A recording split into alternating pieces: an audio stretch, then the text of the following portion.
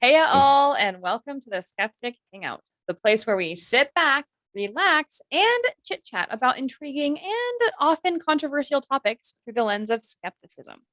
We have with us today Richard Gilliver from the Skeptic Takeout, Laura McGee from Unapologetically Me, and Richard Gill from the Yorkshire Atheist. Today, we are going to be talking about the Big Bang. So grab your English tea or your non-fat gingerbread latte and join us as we journey back to the earliest beginnings of existence as we know it, or we think we know it, or who knows. This is episode 41, The Big Bang.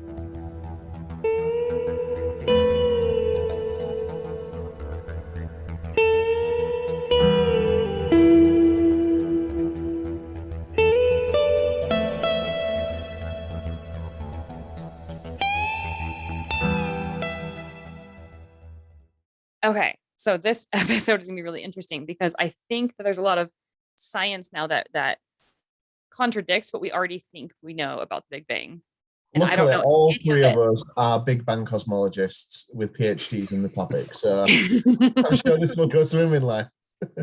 Yeah, this should be interesting because I was reading an article the other day and I really wish I had read it more recently and could remember about it because they were talking about um current mathematical models challenge our previous perceptions about what the Big Bang actually is. Not to say that no Big Bang occurred or that there isn't a Big Bang.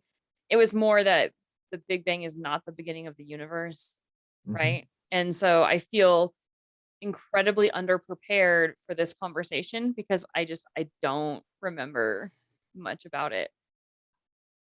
But so here's. Oh, sorry, go on, Gilliver.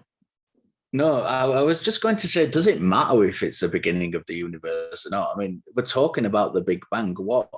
Whether it's the beginning or not is somewhat irrelevant as to whether it. I think whether it actually occurred is a little bit more important. Yeah, you know what you bring up. What we should probably start with is what the Big Bang is, according to like our layman's understandings. So, do one of you, Richard, want to start that? I was going to say, because my layman's understanding, in a very simplified, oversimplified, excessively simplified form, is that scientists looked up at space and they saw that everything was like that, Gilliver, hand over brow, and they saw that everything was moving away from a point, and so realized that if we scrolled back time, everything would have come from a point.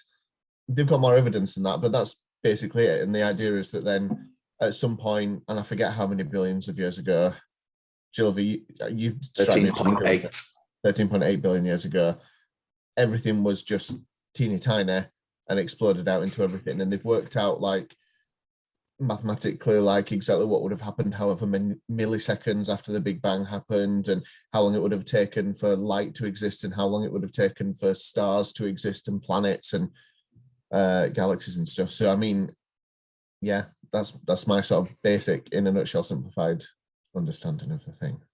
Gilliver, did you have anything to add to Gill's like sort of definition of the Big Bang? No, I think in its simplest form, and I have no idea either. I'm no expert, but in its simplest form, that's how I understand it to be. It's the point from which everything that we know expanded from. See, this is one thing I love about science generally, from what the things you were saying earlier on, Laura, about like actually maybe some of the things we kind of know about it aren't quite right because they found these other things. That's the like gloriness side of science, because it's like we just never get to stop experiencing and understanding more and more and more. And actually the fact that some of our sort of general popular ideas about the Big Bang might not be wholly accurate because they found new stuff is a reason to celebrate and be excited, as opposed to being a reason to shoot down and be angry at Big Bang. I love that. That's one of the greatest things about that in science, in kind of action.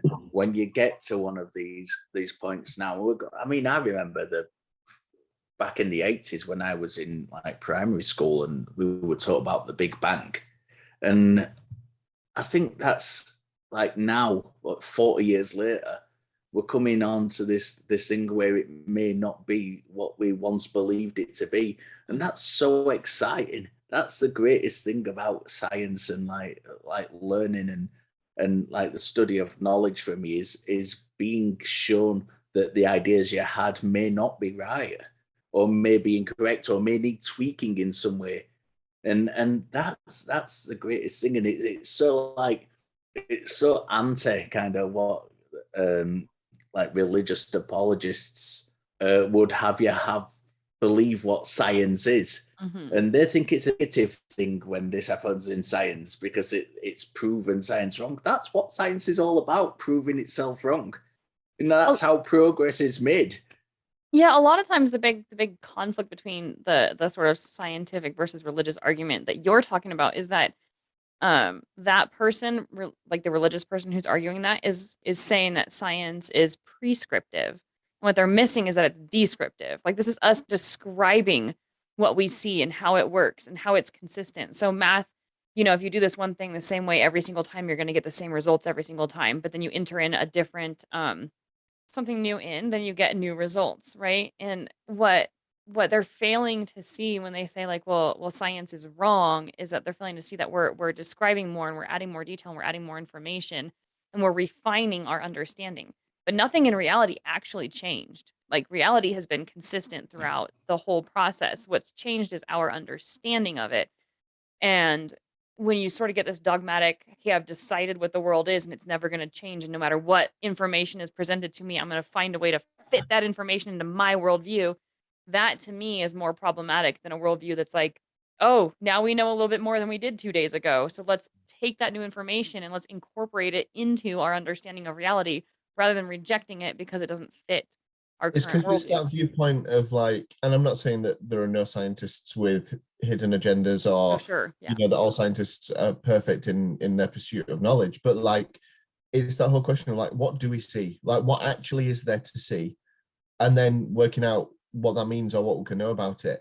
Yeah, like you said, not having those preconceived ideas and stuff.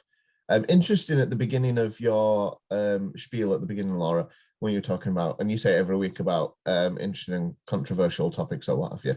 I mean, scientifically speaking, I don't see the Big Bang as being controversial. However, like in popular sort of, people spaces, it can be because, like we say, of that religious dogmatic sort of battle of one against the other. Like there has to be this is just like a binary option of there is the Big Bang or there is God creating the universe. Obviously, we're talking in a Western Christian sort of idea of stuff. And I think we talked before about how I grew up in a Christian tradition that was very happy to have both those things on the table in terms of this is what we see happening. The stuff in Genesis was a poetic why about why God did things rather than how God did things, or why would we not listen to the best understanding that science has of how the universe came about and what have you. So I mean, for me, and especially having been brought up in the UK education system and currently teaching in the UK education system, like we teach the Big Bang as scientific fact to children as part of the national curriculum because it is scientific fact. Interestingly, I've also taught it in the context of a religious education sort of whole unit of work sort of the last couple of years, talking about, is there a conflict between creationism and the scientific understanding of the creation of the universe? I say creation, I use that word incorrectly, but you see what I mean. And actually children, even though these ideas are so massive in scope and scale, we're talking about the Big Bang, 13.8 billion years, and I can't believe that we've already been like nearly 2 years into COVID when that feels like 13.8 billion years as well. Like the scale and size of everything is so big, but even children can sort of kind of grasp a lot of those ideas and have really deep, meaningful conversations about some of those things in a respectful way. And in a lot of ways, in more reasonable, respectful ways than a lot of adults have, similar conversations. But yeah, I certainly feel lucky in that sense in terms of my, where I'm coming from. Yeah, I go on, Laura. No, I was going to give you an opportunity to talk, but then when there was silence, I jumped in. So you go for it. I'm really good at that. We've talked about this before as well. I'm really good at saying something that leads to zero conversation. Oh no, we all do. We have pregnant pauses It's after your each and every fault, one of girl. us. It's I can all tell your you from fault. editing, like we all have our share. No, actually, it was your points that kind of inspired me to say what I was going to say, and that is that it's always fascinates me. I'm one of these people. I've spent a lot of time with a lot of religious people from a lot of different traditions, you know, Buddhists and Muslims and Christians of varieds. And one question I hear over and over is, oh, well, you know, that moment when you just ask yourself, why are we here? And I never had that. And people find it so hard to grasp that I never had that. I was just like, I still am like a little child who just looks at the world, and I don't say why. I just look at the world and the universe, and I just go, wow. Yeah, you And want to know what or how. Yeah. Yeah, Why? I'm just perplexed by it, and like things like facts like about the Big Bang, like, you know, time didn't begin until after the Big Bang had occurred.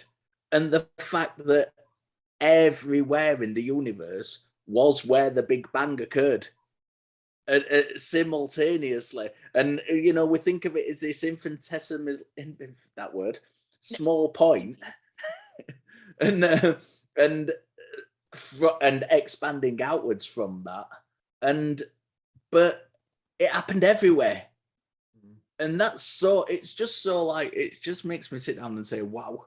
And I have no explanation. I have no knowledge. I'm not a cosmologist. I don't understand how it works. I'm just perplexed by it. I think it's fantastic. I think that point's a really good one that you mentioned in terms of the why. And Laura, you kind of said it as well in terms of actually the universe isn't about whys, it's about what's and how. So we can understand what's happened and how it's happened, the process that it's gone through. But actually, it's us that add the why to things. Like we sort of demand a why, when there usually isn't one. The what and the how is kind of enough. Yeah, so why always sort of suggests an intent or an intelligence, right? And so I think it kind of gets smuggled in there by, you know, we've had this concept in our social sort of minds for just thousands, if not millions of years, in our human evolution. Because I don't know when culture first began and language first began, but it a freaking long time ago. And we've had this sort of concept of everything happens with a purpose, or there's something driving it, you know. So if there's thunder and lightning, it came from somewhere, but it came from something with intent, right? And it's intentional. And it's so ingrained in us that we kind of feel like we have to have a why. And that's where I think a lot of people turn to religion maybe a bit prematurely because they're looking for that why and they're not stopping to consider if there even is a why to begin with or if that's even the important question to ask, right? And do you think that's a big aspect in terms of when, because obviously there's part of the religious objection to Big Bang cosmology in terms of it goes against what is in the Bible, but also do you think it's also a big part of it just for a lot of people might feel like an empty explanation, like it just lacks any sort of soul or warmth or heart. It's just a cold mathematical. Welcome to the universe, baby. Yeah, no, but you know what I mean? Like it doesn't have that moral, it doesn't have that lovey-dovey anything. It's just cold, hard atoms, you know, molecules, planets, gases, whatever. And even if people can understand that logically, because people have such a great desire for there to be the lovey-dovey stuff all around it, they just can't emotionally attach themselves to it maybe, or am I making sense? I don't know if I am. No, I think that there's a valid argument to that with at least some people, right? That it kind of lacks that sort of beauty and like what you said, the emotional aspect of reality, right? Where there's like we're here for a reason, something out there loves us, like we're not just an accident of atoms, right? So you're right. But I also think that I think it also has, and I'm sure it's different for every single individual person, whether they accept the Big Bang cosmology or whether they reject it, and what forms of it they adhere to, right? Because there are various scientific models. I really think a lot of it also has to do with confusion, because it is a heavy, confusing, like that's where my skepticism kicks in. Like I accept a lot of scientific explanations, and I can go research them and kind of understand them better and wrap my mind around them and say, okay, I don't fully understand it, but I understand it enough to have confidence in it, right? Big Bang cosmology just goes right in one ear and out the other with me, because it's so complex, and there's a lot of like, well, how do you know? Well, how do you know? Well, how do you know? Right? And from my perspective, there's a lot of humility too. Like, hey, we haven't been watching the stars long enough to know anything about the stars, really, right? And their movement in relation to one another and how long they've been in whatever state they're in. And so there's a lot, and this is my perspective, which is very ignorant, right? So astrophysicists may have already tackled all of this and solved all these problems, and they understand it well and fully. But I think a lot of people who reject Big Bang cosmology, who don't reject it for purely religious purposes, I think there's a lot of, doesn't it kind of feel like a dogma or like a religion in and of itself? Like I've heard it called that before, where religious people are like, well, Big Bang religion, you just have your own religion, right? That's your own explanation, and it's your own myth about what happened in the beginning of the world. And it's because they lack that sort of comprehension of where that model comes from, I right? think that's a really good Yeah. topic for us to continue then after we get to the commercial break. Time flies. Yeah. See you after commercials.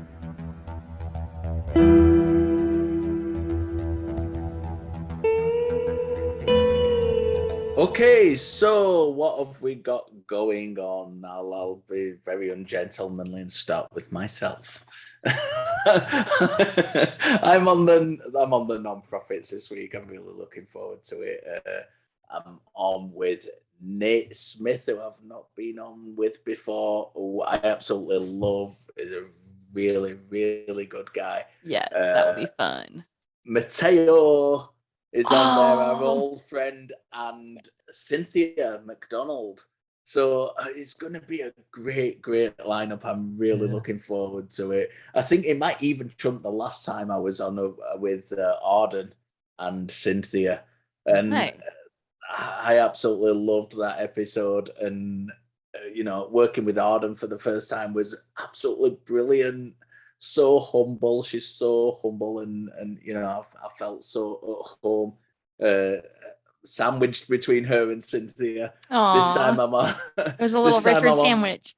Yeah, it was a little Richard sandwich, and it was fantastic. This time I'm on with great friends. I'm friends with all these people, off camera. So, I'm really looking forward to it. So, Laura, have you got anything coming up? That's awesome. Well, yes, I do. Thank you for asking. At the time that this episode is put out, I'm going to be doing, in the same week, I'm doing Secular Sexuality. It'll be Thursday. So this episode comes out on Wednesday. So tomorrow will be my second appearance on Secular Sexuality. And we're going to be discussing sex and gender in multiple different cultures and how different it is from culture to culture. I mean, how it's not such a cut and dry black and white thing. So that is going to be really amazing, fun and exciting. Yeah. And if you're listening, call the show and ask your questions, because I want to talk to people. I want to have it be interactive. I already talk enough, just blah, blah, blah here on this show. So it'd be really awesome to have that opportunity to interact with people live. So give me a call with your questions, or challenge something that I say, and we'll talk about it. We'll discuss it. I love it. And then the following week, I'm on Nonprofits. So it'll be airing December 12th. I'm sorry. So Secular Sexuality airs December 2nd, and then Nonprofits is December 12th. Richard, what have we got going on where people can find us and speak to us and communicate with us? Well, I mean, before I go down my usual, persuasive argument of join the Facebook group, yada yada yada, I've been distracted all episode, Jennifer, by the amazing T-shirt that you happen to be wearing. Do you want to just talk to us about that a little bit? Yeah, this is one of our fantastic merchandise products. Official merchandise. I did the. I am of Scottish descent, and I did the Scottish thing of falling for your own marketing. Buying your own merchandise. and that's what I did. It's modeled by me. I love it. I love the tech stuff that you're doing. You're doing breasts? some nice, not only do I have an awesome shirt, but look at my chest. And you get a glimpse of my tats, through the shirt. I love it. All going on. But yeah, it's one of many products. I took the plunge and bought a few things as soon as we started selling them, just because so I excited. wanted them. I was. But yeah, so what else have we got? Interested in merch or in talking to us about today's episode, or anything else, you can find links to all of our bits and bobs on our Linktree page, which is linktree/Skeptic Hangout. Yeah, go there.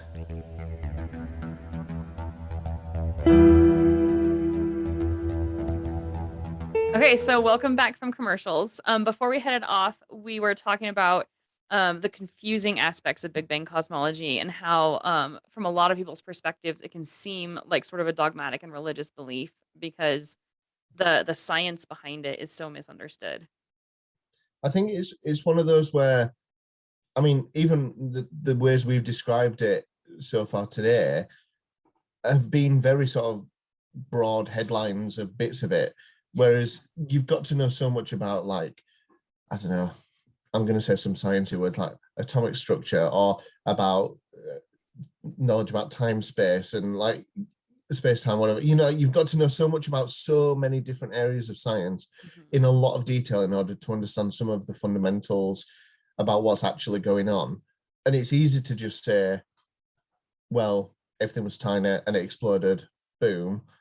But that kind of misses a lot of very important detail.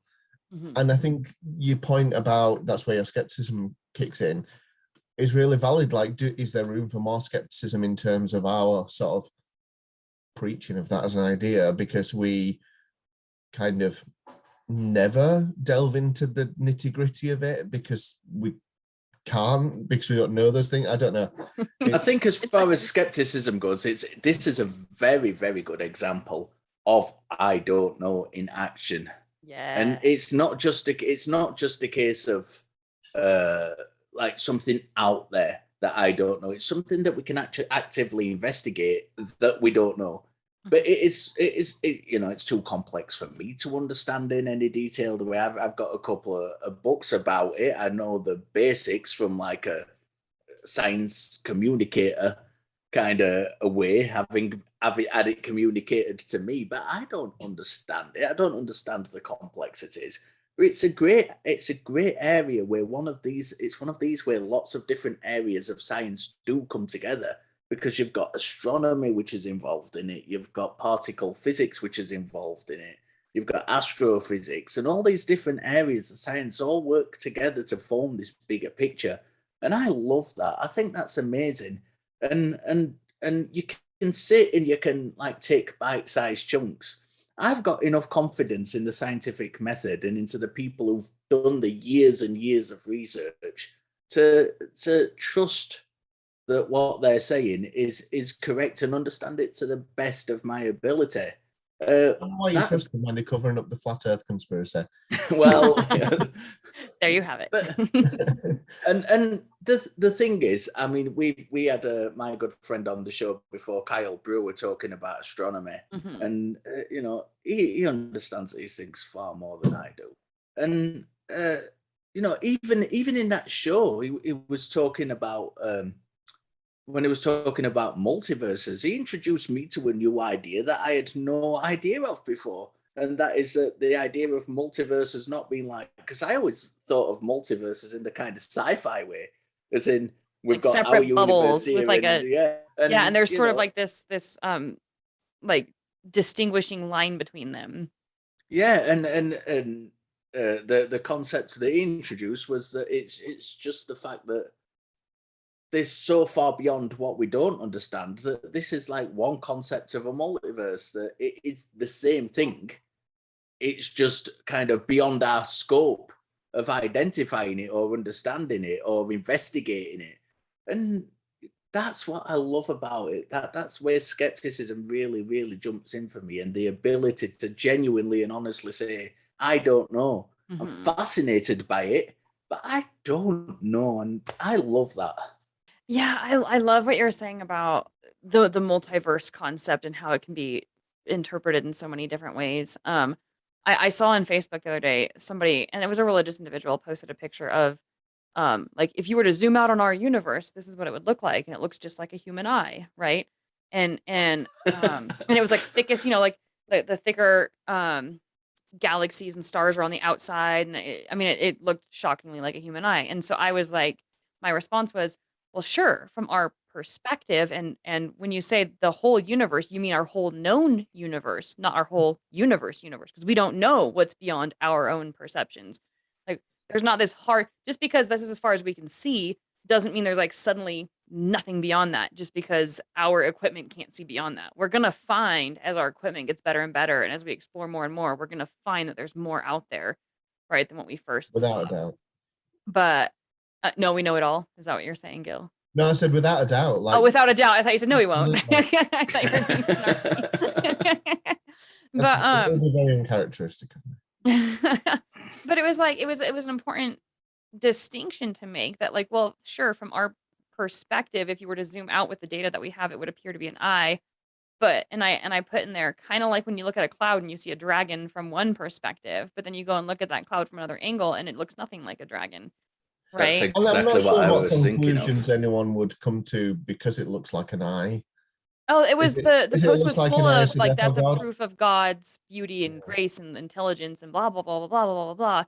Yeah. And my response was, no, that's proof of what we can see from our perspective when we're looking out at something that we're inside of, right? One thing that you said earlier, Laura, really kind of struck with me when you were talking about, not necessarily being from a religious perspective, but still kind of embodying properties on the universe. And I've got a really good friend who she's not religious at all. She's not interested in philosophy. She's not interested in science, really. And we've had conversations and about the universe where we've talked about the universe, and she's like quite innocently and very reasonably, from kind of her perspective, said, well, what's outside of it? And Yeah. the kind of trying to communicate, and this is what I mean, I'm not an expert and I don't really understand it, but trying to communicate that there is nothing outside of it that we know of is like, to somebody who, well, how can there be nothing? Because there's got to be something. It's such a, it's like, it's so hard to try and put into words what you mean by it is everything and have someone understand it.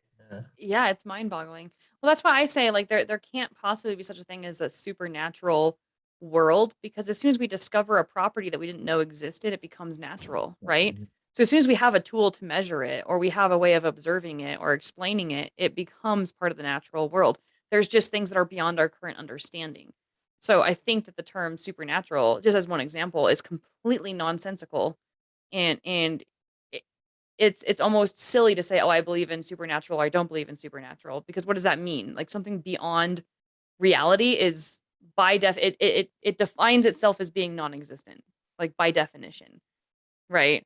Yeah, there was a great show. I think it was, I don't know if it was on the BBC, and it was a physics program by, I forgot his name. Is it Richard may be able to help me out. It's kind of From Manchester. The bald Asian guy who does all the stuff when Brian Cox isn't available. Brian Cox gets all the gigs. And it's really good. He's a fantastic communicator. And he did a series about nothing and kind of the search for nothing.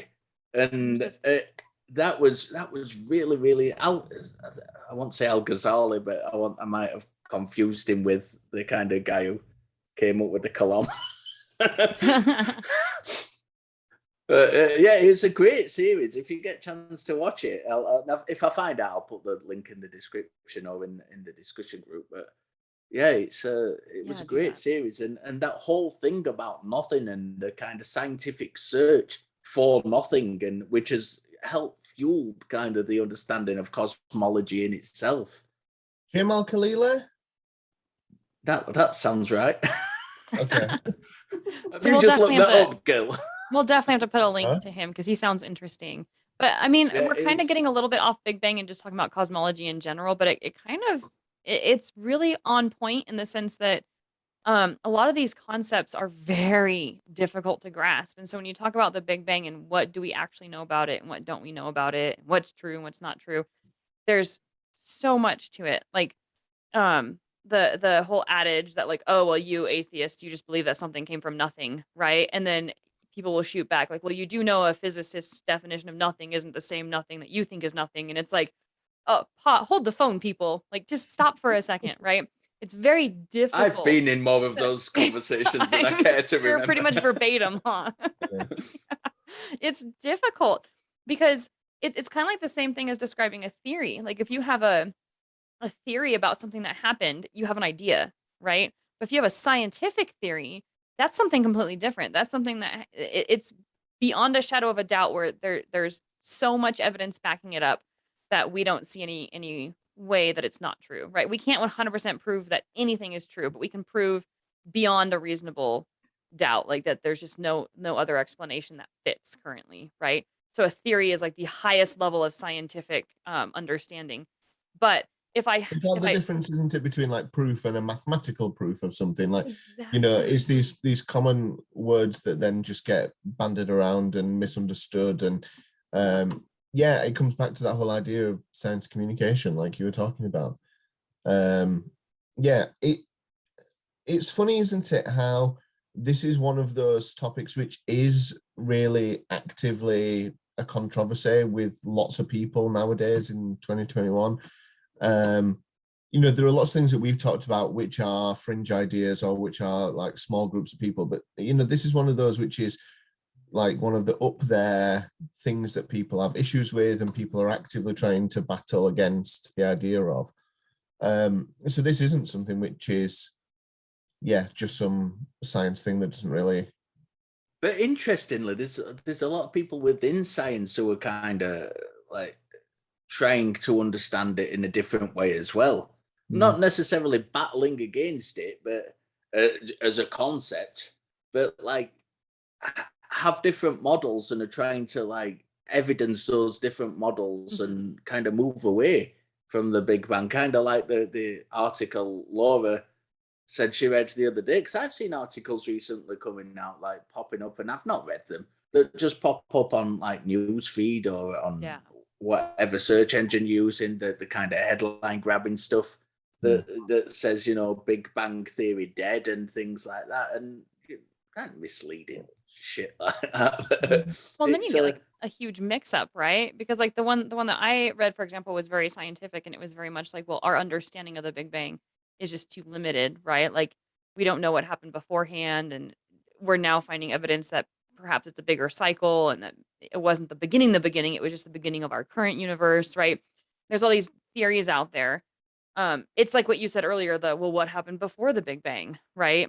And a lot of people's current understanding is, well, nothing. Like time began at the moment of the Big Bang. which is, I mean, that to me is like, again, I mean, this is me from kind of the religious background, Mhm. looking at the religious backgrounds, being the only one of us who isn't religious and had a religious background, but from kind of the interactions I've had with people, Yeah. is immediately when you said that, what jumped to me, literally jumped into my mind was, oh, good.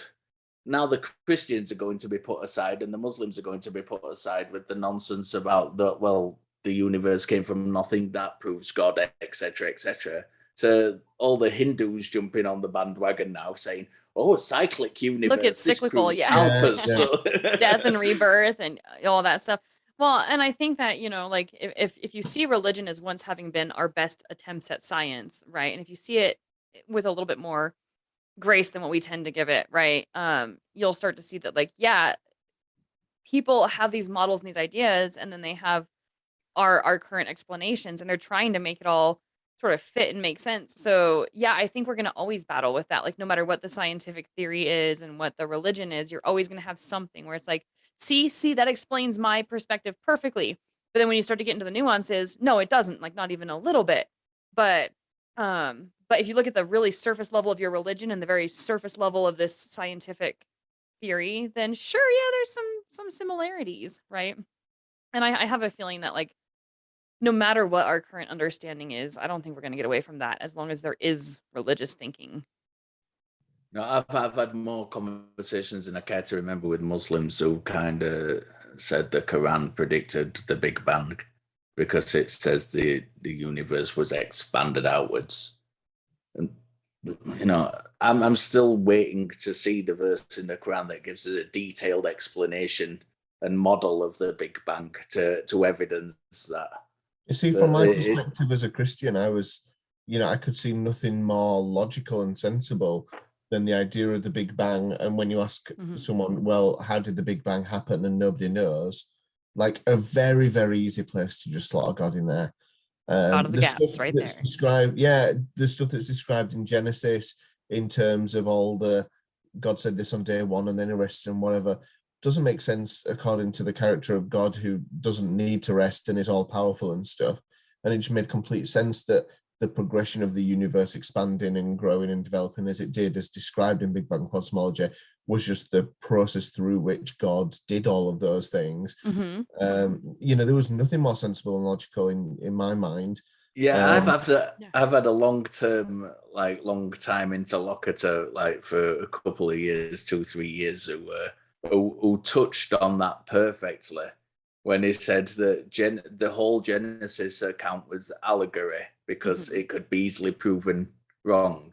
But the part at the beginning where God spoke and brought everything into existence, that wasn't allegory. That was factual. Yeah. And it's so easy to slit your own personal understanding into these things. There's a sort of a perspective that we've not really talked about, because I've talked to my good lady wife about this sort of thing in passing, and she's not really into all this nonsense that we like to talk about. She's very sensible in that case. I know, like, her perspective on this is like, it doesn't matter. Like, it doesn't affect her day-to-day life, and so like none of this actually matters. Who even cares? Because we still need to go shopping on a Saturday, and we still need to get the bus to town to do this and that, or and it's one of those things which is just ideas for the sake of ideas, and that's sort of a perspective which is very different from ours, because we kind of, I don't know, care about those big ideas and we see awe and wonder in them, but it's easy to forget that some people just really don't give a shit. I mean, at the end of the day, I think that there's a little bit of wisdom there, where it's like, at the end of the day, no matter how the Big Bang happened or what the truth of it is, you're right. Like, we're here now, and there's things that matter in the here and the now. And so while I applaud scientists for looking into it and for continuing to work through these issues, and I would never say we should stop, I also agree with you. Like, the average everyday person, like, this is where when I said my skepticism kicks in, where I am so comfortable saying, I don't know. And to Gil's wife's point, like, I don't care. I want to read about it. I want to know about it. Tell me your thoughts. But at the end of the day, I'm not going to go and create a dogmatic, like, worldview based around just the Big Bang itself, because you're right. At the end of the day, if anything, it just describes how we got here. But I'm still going to get out of bed in the morning, have a shower. Yeah, I got bills to pay. Yeah. Gilliver, what are your closing thoughts on this? I just want to keep, until the day I die, I hope that I keep looking up at the sky and just saying, wow. Yeah. I'm just in awe. And I hope that never goes away. If I'd rather keep that and not have an intricate understanding of the mechanisms behind it, because that is amazing to me. I love that. That's beautiful and fantastic, and a great note to end on. So, Jill, do you have any other closing thoughts before we call it? I don't know who Jill is, Laura. Gilliver. You guys need to change it. One of you needs to change your name. I'm gonna start calling you Thing 1 and Thing 2. But I'll even mix that up. So yeah, no, indeed. No, I mean, I think I want to echo Gilliver's words in terms of, I talked earlier about how lots of people can perceive the Big Bang idea of everything to be soulless and heartless and what have you, but actually for me it just inspires so much more awe and wonder in the universe than any human-made story about everything could. what's actually out there and how it all happened is just far more fantastic to imagine and think about. Blows my mind every time I try to. And yeah, long may we continue finding stuff out about it. Fantastic. This was a good topic to get into, and I think we just barely scratched the surface. But it is time to call it. So thank you guys for joining me. Thank you, listeners, for listening. And let's take this conversation over to Facebook. I know if you guys haven't liked and subscribed, like and subscribe, share us, help get us out there and get our voices heard a little bit and keep the discussion going. But definitely hit us up on Facebook what your thoughts are, because there's a lot of places we can go with this conversation. In the meantime, I am Laura. Richard. And Richard, and this has been Skeptic Hangout. Until next time. Keep questioning. Interrogate your beliefs. And stay skeptical. Bye all. Yeah.